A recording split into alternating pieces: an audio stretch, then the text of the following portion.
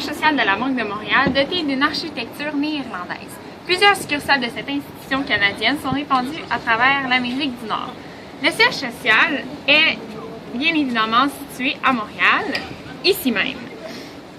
C'est le 3 novembre 1817 à 10h que la première succursale fut ouverte dans une maison louée, d'où la raison de son nom ainsi que de son emplacement.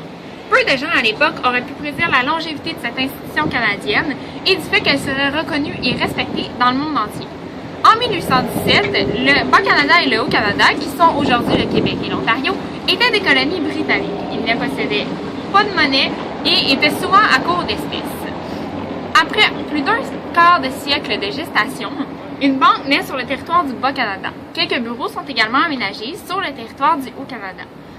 Ce fut le résultat de 9 collaborateurs qui se sont alliés, dynamiques et sérieux, et qui ont réussi à ramasser assez de capitaux pour pouvoir fonder cette grande institution.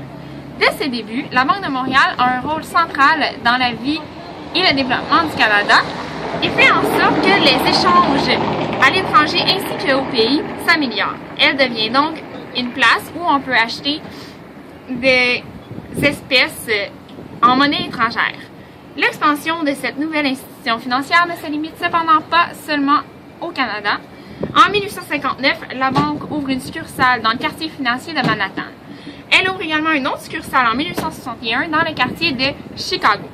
À la fin de la guerre de sécession, la banque est cependant forcée de fermer son bureau à Chicago et se concentre au jeune pays florissant du Canada.